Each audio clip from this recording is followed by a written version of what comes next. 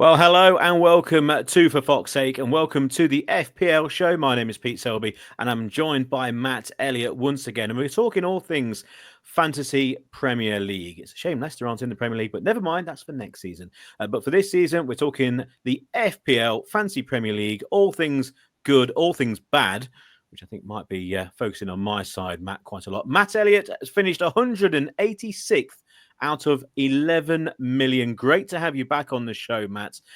We'll talk things FPL shortly. Just to give you an update on For Fox's Sake, this is the FPL show alongside the big show, alongside the preview. That'll be out tomorrow with Rob Hayes, and also the Champions 10 Years Later show, which will be starting shortly. Make sure you subscribe on YouTube. A big hello if you are watching live, either on Facebook, or you're watching live on YouTube, or you're watching live on X. If you are, big hello. Make sure to leave a comment during the show. And if you're listening to this old school style on either Apple Podcast or on Spotify or on SoundCloud, a big hello. And if you've been listening for the last 12 years to the podcast, plenty of changes this year. We really have expanded the podcast. And thanks very much. Thanks for the comments as well. Yeah, we're smooth ironing out all of the creases. And looking forward to talking all things FPL with you, Matt, for the next half an hour. We might skip over one or two of my crazy decisions, but just a slight overview, Matt. How has it gone so far for you? And what are your early thoughts after a couple of game weeks? Average, I think, is the fair word for it. Literally looking at the numbers. So game week 1, I got a 53 and my average was 54. And then game week 2, I got a 51 and my average was 51. So yeah, average, middle of the road. I've used 2 chips though. So yeah, I'd have hoped to have scored a bit more than I have. But I think overall everyone's been pretty, compared to the last couple of seasons, I think most people have scored lower than what they normally have. I think last season, I think after 2 game weeks, if you're 1 million, compare it with this season, in 1 million, you're 27 points lower than last season. So, so if you are struggling or think you've had a bad couple of game weeks, don't panic. Everyone's in the same boat pretty much. And it's things will improve. But that's FPL for you. It's can't predict these things. Don't panic, I think, is the term there that we're going to be using probably quite a lot on the FPL show this year. Until the panic happens. When the panic sets in, don't worry, everyone. You'll hear the klaxon sound. Now, the panic may have set in already with me. Let's just take a look at the winners before we delve into our own sides. Let's just take an overview look at the first couple of weeks and take a look at who have been the best players in certain positions. Let's start off on a bit of a high, really. Now, if you're watching and you've got these players down, you must have been doing okay. We'll start with the goalkeepers. We were talking all things, who are the cheap goalkeepers who maybe have signed and are going to be starting in game week 1. I think Dubravka was the one player that everyone was really keen on. But I think it's the tried and trusted angle so far with the likes of Arsenal with their 2 clean sheets, because Raya, he's towards the top of the points when it comes to the goalkeepers. Yeah, exactly. That's what you get with Arsenal. He is the most expensive goalkeeper in the game, along with Jordan Pickford, who's also up there. He got a penalty save and a clean sheet on Sunday against Brighton. So, Raya, Pickford, and like you say, Dubravka got a clean sheet on Saturday. So he was a popular pick just for his price. Not someone that not many people would have gone with is Vicario as well. Most people would have expected him to keep a clean sheet in game week 1 against Burnley, but I don't think many would have expected for a clean sheet again in game week 2 against Man City. So you pay for what you get really in FPL with goalkeepers really. So if you want not guaranteed clean sheets but more likelihood of clean sheets, then Raya or Pickford are your guys to pick. Well, there's one goalkeeper, and Dorka, I mean, many thanks for joining us, Mads. Yeah, exactly. What a horror show that would have been. Crikey, alrighty. Yes. There might be a few ex-City players in the Premier League. There might be 1 or 2. There might be a Moroccan. There might not be. Who knows? Let's talk defenders. Now, obviously, Arsenal have kept those 2 clean sheets, and it seems that their defence has been the ones who have been scoring the goals as well, or at least with assists as well, because you've got Calafiori, 26 points, Timber, 24. And then away from those, We've got from Sunderland Ballard, who had an unbelievable first game week, 18 points. Saliba there at 15. And then a couple of Chelsea players, Chalobah and also Cucurella as well, a couple of mainstays. But again, tried and trusted when you've got the attacking flair for the likes of, say, a Cucurella, who I think has got a couple of assists, etc. Did he bag a goal? He may have done. And then you've got the Arsenal clean sheets as well, with those slightly unexpected assists and goals.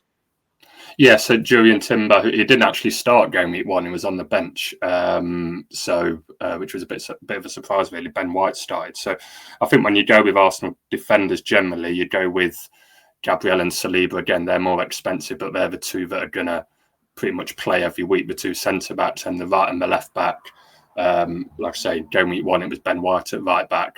Game week 2, it's Timber, and he gets 2 goals and an assist, and I think 24 points in total. So, and similarly with Calafiori, scored the winning goal at Old Trafford, and again 2 clean sheets. So, I wouldn't go with, not yet anyway, Timber or Calafiori just at the moment, because they have got options like, say, Ben White at right back, Lewis Stelly at left back could come in, whereas Gabriel and Saliba, although they've not scored yet, more so Gabriel, threat from a set piece, and it wouldn't surprise me if he popped up with a goal at Anfield on Sunday. He did last season, I believe. So So some big points there by the Arsenal defence. We move into midfield.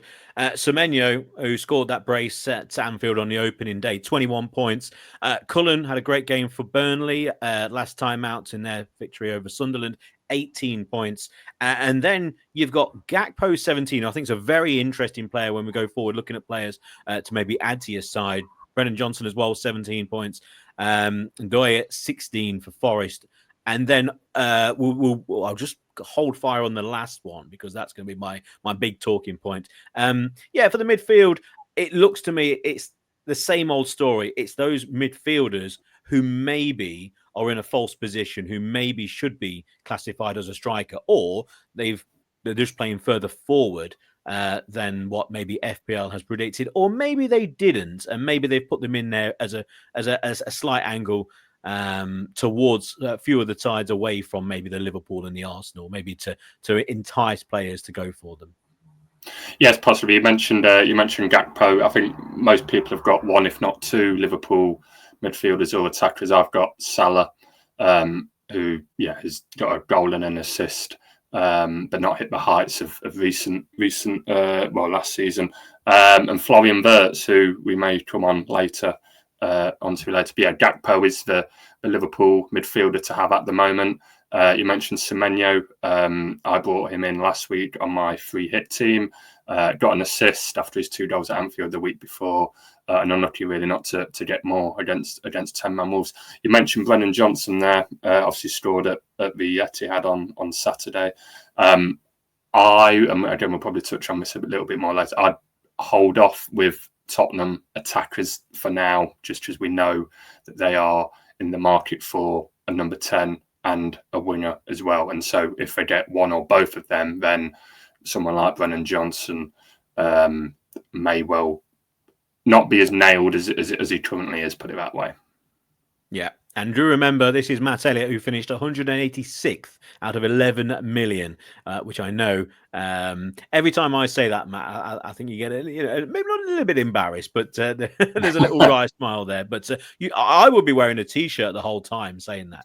I finished 186th in the world in FPL. But anyway, we'll move on to the strikers. Ekitike, who started really well. I think he scored in every game for Liverpool so far. 20 points. Pedro, 17, continuing the form from the Club World Cup. Richarlison, 17, should maybe get more. I think you should get more for style as well. If you score an absolute perler, if it gets in, there should be a panel. Let's call it the Perler panel, where you get an extra 5 points if you score, and it has to be a real Perler. And I think the overhead kick, I think that really deserves a place there. Haaland at 15, Wood 15. Oh dear. And then Gyökeres at 13 points. Interesting, because he took that penalty instead of Declan Rice, instead of obviously Saka wasn't on the pitch as well. But some familiar names up there. I don't think there's too many surprises. No, not really. Yeah, Ekitike is probably the surprise, and I think people have held off buying him because of the whole Isak situation. We don't know what. Well, if Isak comes in, then you'd have thought Ekitike would be the one to make way. So I think people are waiting for deadline day to come and go on the 1st of September. And look, if they've not brought a striker in, then I think Ekitike will suddenly find himself in a lot of FPL sides. You mentioned with Richarlison as well, a bit like what I mentioned with Brennan Johnson, really. I think he's one of the top bought players this week. I wouldn't be buying him myself just yet, purely because, well, reasons. Solanke's around, and when Champions League starts, I think there'll be a bit of rotation between him and Solanke. So I think for now, hold off with Richarlison. And you mentioned Chris Wood there. I would certainly look at bringing him in this week, given their opponents, West Ham, who we know are susceptible from susceptible everywhere defensively, really, but especially from crosses and corners. And we know that's what Chris Wood thrives on. So yeah, if you've got Chris Wood in your team, I'd seriously contemplate giving him the armband. Well, we'll move on to captain shortly, but yeah. Let's just talk about our own woes and highs, and mainly woes. Now, if you listen to the first FPL show, we were all the rage for bench boosting in game week 1.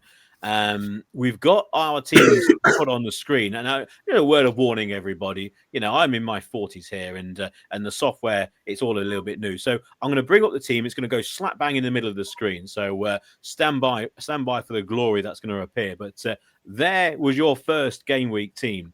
Now we can't see the bench boost, unfortunately, because of the ticker along the bottom. But how did you? In fact, I can hide that ticker. There we go. So how did you fare in game week 1? 53, as you can see, it's just below average. Yeah, not amazing. I mean, my bench boost, if you just look at the bench boost itself, I got 12 points, which for a bench boost isn't too bad. But yeah, I mean, Conser, who got sent off actually that week as well, remarkably got 3 points, and he ends up being my 5th highest point scorer. So yeah, that says a lot about how that went. I think a lot of people targeted West Ham defence because they were playing Sunderland, and we thought West Ham clean sheet there looks likely. Obviously, we know how wrong we were with 2 games past. Munoz got a clean sheet, in that game. Salah popped up in the last minute with a goal to pretty much save my game week, and Jorginho got an assist, and that is and the Leeds keeper got a clean sheet on my Monday night game. But that is literally it. So yeah, average. Yeah, average, bang average. Bang average. But on the FPL show, we're going to be generally looking forward, because I think as we go through the weeks, I think if you start talking about weeks gone by, maybe in 2 or 3 weeks gone by, because we're going to try and do this fairly often, maybe every week, maybe every other week. Again, we'll bombard you with FPL talk, but I think it's more looking forward, because people are now looking forward to the next game week. So we'll just take a look at what we're looking at so far. We'll take a look at the table first, and the table is the for fantasy. For Fox 8 podcast, Fantasy Football League, or the FPL League. I still call it Fantasy Football because I am in the 90s all the time. And then you can see 148 points, Batman and Ruben, Zaid Musa. So if you heard me do the top 10, by the way, over the years, and these are the names that I would have to read off without looking at them first, because that would be boring if I have. And a point clear of Glenfarclas FC for David Granger. Ross Coons with that Samare. You should have minus points for having Samari in your name, surely. 146, 82 points on the game week. Fantastic. Blue and White Army, Sam Smith. You got Ramon Jersey Hub. Also, YBNL for Santario Senna, 132 points. Foxes NZ, Tony Johns, Ash Taylor with LMC United, and then Uno Tactico for Uno Sul. Now, just to let you know, just off the page, there is a certain Jono Towers who it didn't fit on. It didn't fit on, Jono. That's not me cutting you off. That's not. But that's just a quick look at the FPL League, and you can see running along the bottom of the screen the code if you want to join for Fox 8 Fantasy Football League. Okay, let's look forward. Who has surprised you so far? Who are the diamond selections around about the £4 to £4.5 million mark if they're a defender, midfielders, maybe the £5 to £5.5 million, and then centre forwards as well? I think with the forwards, it's more a case of who's actually vital because they've got some good fixtures. But let's pick the brains of 186 out of 11 million. Matt Elliott, going forward, who are the diamonds that you're looking out for and that viewers too for Fox's sake and listeners too for Fox's sake should look out for? I think you see a lot of value in midfield. So I mentioned in my last podcast at the end, Josh King playing for Fulham, 4.5 million. He started the first 2 games as a number 10. Again, we're expecting Fulham to do business in the last few days, so that could change. But 4.5 could have won a penalty in the game at Brighton as well. So if you need an 8th attacker and you need to free up money and you want someone that looks like it's going to start, then Josh King I would go certainly look at. But I'm going to mention another Fulham player, which striker.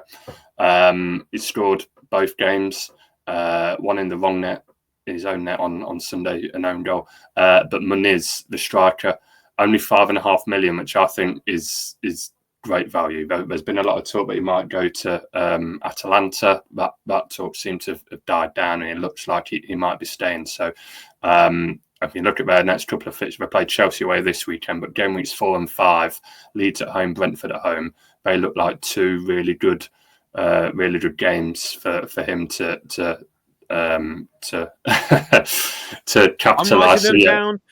I'm writing them down, and so should you at home watching. Maybe if you're traveling in the car. The video, by the way, will be available on YouTube straight away after, and you can re-watch live if you like. There will be a video for you to download if you want, or of course you can listen on Apple, on Spotify, etc. At your own leisure. But you carry on, Matt. I'm writing down this valuable information.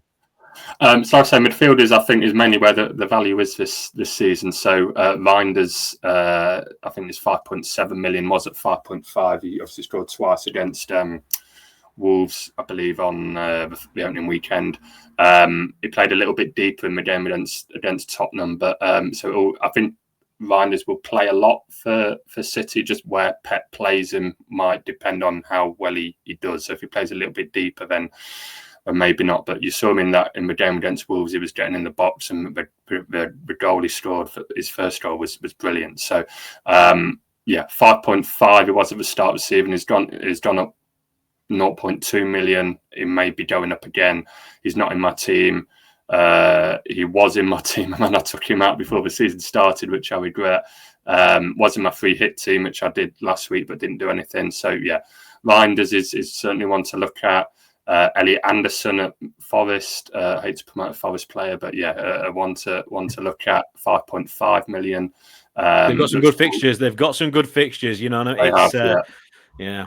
3 of the next 4: West Ham at home, Arsenal away, which will be tricky, but then Burnley away and Sunderland at home of their next 4 games. So they do have Europa League after the Arsenal game. So that maybe have to come into consideration a bit in terms of rotation and stuff. But his on set pieces, Anderson, and his assist for Wood's goal, the 3rd goal against Brentford was quality.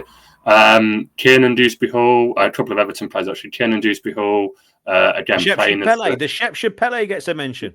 Yes, 5 million. He is in my team. On set pieces, it appears. It certainly was against Leeds anyway. Playing in the number 10. We know, however, that they're looking to do business. I think they've just bought Tyler Dibling. So what that means for KDH, maybe that means he plays a little bit deeper, and it might be a 3B armour striker, and with Grealish on the right, Grealish on the left, Dibling on the right, and then Dye as the number 10, which might mean KDH plays a little bit deeper. But the other one is Jack Grealish, so 6.5 million. Obviously came off the bench against Leeds, but 2 assists against Brighton. 6.5, I think that is potentially a very, very good acquisition. I think you've got to watch Jack really to see how he gets on really, but it'll be interesting to see where he plays. He could also play that number 10 position. I think his best place is on the left, but yeah, I think Everton have got some nice-ish fixtures, not amazing, but obviously they may go on a bit of a run at home as well. So yeah, they're my sort of attacking options, sort of if you want to look for some bargains. Yeah, I think James Duffy agrees with you. Keenan Jusby Hall and Jack Grealish, they work really well together. Keenan, we know, tends to move out towards the left-hand side. He's got the legs that Jack maybe had in the past, and Jack can stand there and just lay the ball off like he did for Gardner's goal. I think it really does work out quite well for Everton, and I'm a huge Tyler Dibling fan. Again, commentator for Southampton, so I've seen an awful lot of Tyler Dibling. I've probably seen every game he's played. Yeah, he was in my FPL team last season for a period. Actually, it was it didn't do a lot though, but that's not a sight on him. It just just the team he was in. But yeah, I look forward to seeing him play. Yeah, really, really good, and I think he's going to be a fabulous signing for them. A couple of players I want to ask about. I was really impressed, and we mentioned about Forest.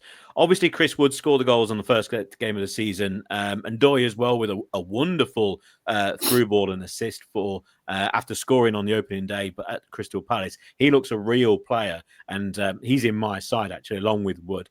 And then I think it all revolves around that midfield, because there's one player in particular, and I'm absolutely kicking myself because I do have a bit of an inside line to Brentford. And Dango, we're going to call him Dango, Utara, signed for an awful lot of money from Bournemouth. And the rumour was he's going to play straight up front, but it looks like Thiago's going to be mainly in the centre, more of a sizable striker, and then have the players running off him. And he scored. I didn't expect him to play. He was my hidden selection for this week. He was going to be my transfer in this week. But there he goes and starts and scores. But again, you've got what nowadays would be a forward, because most teams will play three up front, and he's the wider of one of those three. But again, you're getting a midfielder who's technically a forward, and at 6 million, I think he is value and going to be a real handful this season, and he's off to a flyer. Yeah, I mean, I don't think he's worth £42 million, good player, but yeah, 6 million in the game. And yeah, but there's been a lot of talk about Brentford, will they struggle, obviously, losing the players that they've lost. And we expect Vista to go as well. But Dango's going to play. Having them spent that much money on him. So got a goal at the weekend. Less than 1% owned. 6.5 million as a midfielder. Just looking at their fixtures, so got Sunderland away this weekend. Could well be could be a good shout. So if he's in your team, Pete, could be a good pick for you and a bit of a differential for you there. Fingers crossed. Now, let's focus on the next game week. So we'll have a look at your team then, Matt. Once again, we'll put it up on screen. So this is your selection for game week 3. Again, very crudely put on. As you can see, it's a nice screenshot from, I think that's what everyone refers to as FPL. I must admit, when I see a FPL team or do FPL on a website, I think it's horrendous. I think most people are used to the app version. So this is good for me. Game week deadline, 11 o'clock on Saturday. Just talk us through your side. I don't have to go for every single player, but who do you think are the players that people really need to be interested in this week? Who have become vital selections that you've got on board with? Good question. So I'm not really happy with my team, to be honest, but I'm not going to make a transfer this week. I think Ollie Watkins, again, perhaps not this week. I think he could be the due a goal. That I know they've not played particularly well, but some nice fixtures. Yeah, they have coming up. Yeah, I've got, and so he's not going anywhere despite that he's not done anything yet. He's going to stay on my team. Remember last season as well, when there was talk about Ollie Watkins, and I think Duran was scoring, and most people had Watkins, and I want to take Watkins out, but then he did. I think he got an assist at Leicester, I think, game week 3 as well, actually. So, I'm going to stay with Watkins, but Palace at home. Palace will be coming off the back of a Europa League game, so we'll see what that brings for them. But But yeah, looking at my team, I've got two. There's two things I'm not sure about. Who to captain? Do I go with Salah, who has not been ripping up trees, but always good for a return of some sort, albeit against a tough Arsenal side, or Cunha, who has been Man United's best player, I think, was certainly attacking wise this season, but they're not look really like scoring apart from the first 10 minutes against Fulham. So, but on the other side, Cunha does. There's more points potential for Cunha there at home to Burnley than I think there is for Salah against Arsenal. So, so that's my team. Maybe Jorginho in for Dewsbury Hall, but Jorginho's got a flag against him at the moment. So I'll probably stick with that. And then the other thing I just need to decide is who to put in goal, whether it be the Leeds keeper at home to Newcastle or the Brighton keeper at home to Man City. Again, not amazing fixtures, but I'm not going to make a transfer this week. I'm going to roll. So I have 2 for game week 4, and then we've got the obviously the international break, the transfer window's closed. I think there's a lot more information, and we'll know a lot more by that point. So I think 2 transfers is better than 1. So I'm expecting an average game week again, but just to have that 2 transfers when we resume in game week 4, I think will be pretty important. Yeah, I think Leeds at home are going to be just completely different sides to what we've seen away. And I know that's going off 2 game weeks, but there you go. I think at home against a fairly blunt Newcastle attack, even though I think Alanga, I mean, he is quick, isn't he? You know, all these players who leave Man U end up having great careers, and you wonder what goes on there. Let's take a look at my side for this week. Now, I did go with the bench boost first week. I went with a wild card week 2 because I just wasn't happy. And I went, right, I want to rip everything up and change. It wasn't the best week last week, but a fairly solid defense. Raya in goal. Gabriel's there. Spence is my little wild card kind of selection because he looks like he's getting forward a lot and he's a defender. Kukureya's points and Lewis, again, can get forward. Ryan's is in midfield. I think he's got to be a selection. Ramsey is the wild card pick, really, because I think he might start now for Newcastle. So Jacob Ramsey's in. And Doy's there for Forest. I've gone Wood as captain at home against West Ham. I might change that to Ndoye. I'm not too sure. Haaland and then I've got Mayenda for Sunderland at home against Brentford. But of course, where the money is, you can see on my bench, Palmer with a possible injury after not playing, and then Saka as well. And then Gahey, that's basically there just in case he goes and joins Liverpool, because obviously his value will go through the roof when he does, or if he does. So yeah, I've got a few issues to deal with regards to Palmer and with regards to Saka. For me, I think, Matt, and I want you to kind of answer my own question here. And if you do have any questions, make sure you comment now. There's still time. Leave a comment, ask a question, ask away. Who do you fancy? Who do you think's going to be good this week? Who's your wild card pick? Who, if you're going to use a chip or not, or any questions you want to ask Matt, you can ask myself if you want. But my question is about those 2 players. I'm leaning towards just leaving them at the moment because we know Saka is going to be out for about 4 weeks or more. But I think maybe I can just keep him on the bench for a while because I don't see a player to come in at a similar valuation mark. And there was one thing with that side, I don't know whether you picked up on it, there was no Liverpool players.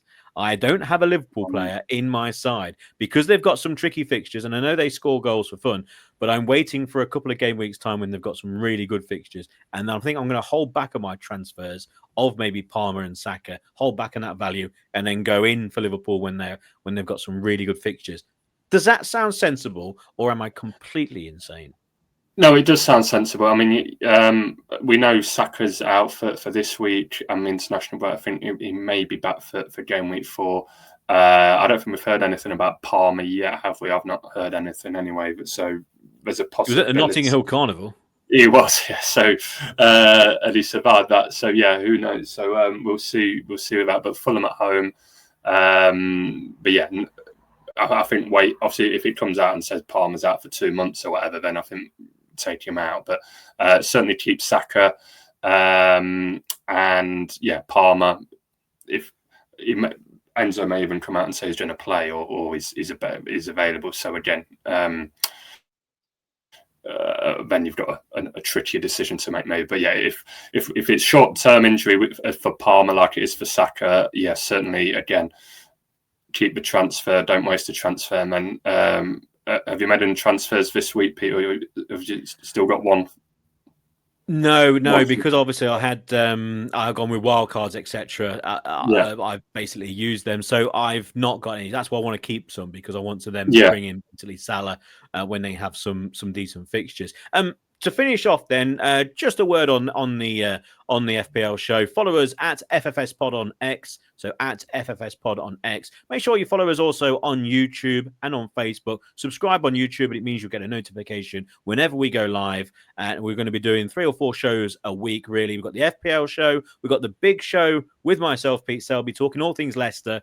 And it's complete free-for-all on that show. We'll be reviewing games, but it's complete free-for-all about the football club, what's going on, transfers, etc. at the moment. So that's the big show with myself.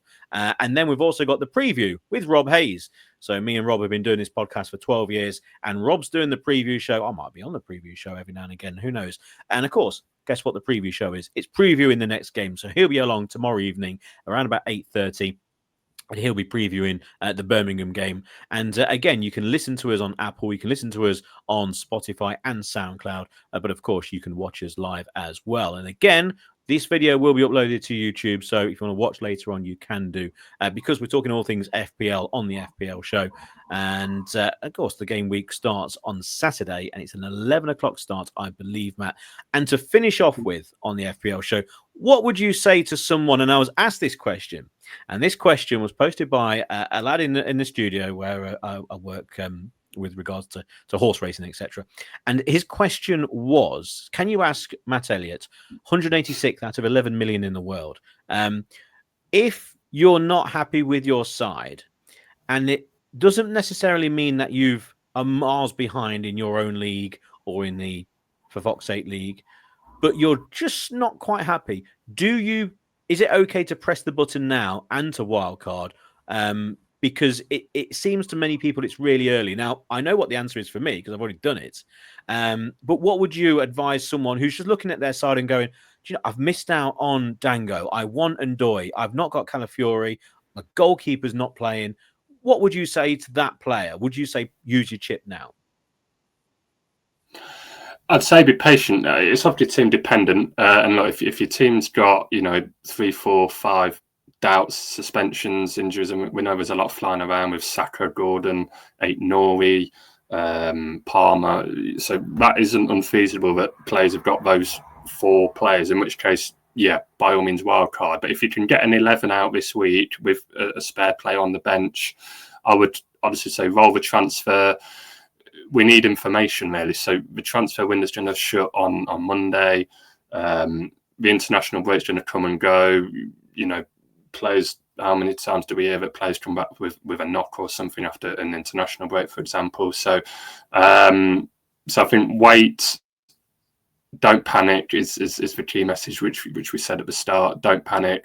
And as long as you can get an 11 out this week, I think there's more value in rolling a transfer and having 2, maybe even 3 if you've not used one yet, and then you can use it as a sort of a mini wild card.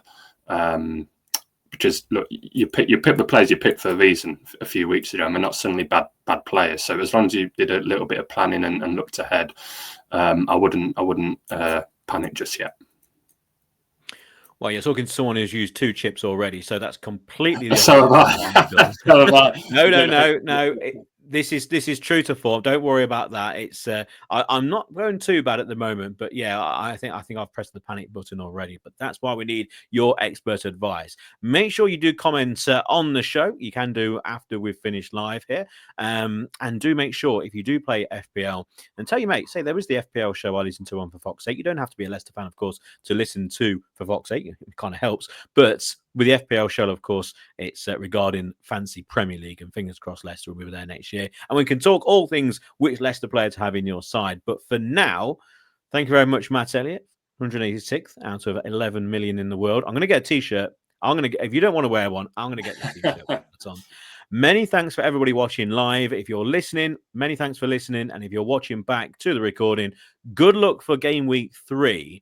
And we'll be back in either a week or two's time, maybe before, again, that slight swing of fixtures for Liverpool. They've got a couple of really interesting home games to come. And, of course, during the international period, when better to talk all things FPL, and we can all breathe and maybe re-establish where we are in the leagues. Let us know how you're getting on in the comments. Make sure you subscribe to YouTube, subscribe on X, etc. Make sure you follow us on the podcast. We'll be back tomorrow on For Fox's Sake with the preview with Rob Hayes, talking all things Leicester against Birmingham. And then we'll be back next week with the big show with myself, Pete Selby, and we'll be starting our Champions show. Champions, 10 years on, talking all things about the glorious 2015-2016 season. We're going to be going through that season as we go through this season, talking all things August and September for the first show, who we signed, how we felt at the time, where were you at the game? Were you watching games live?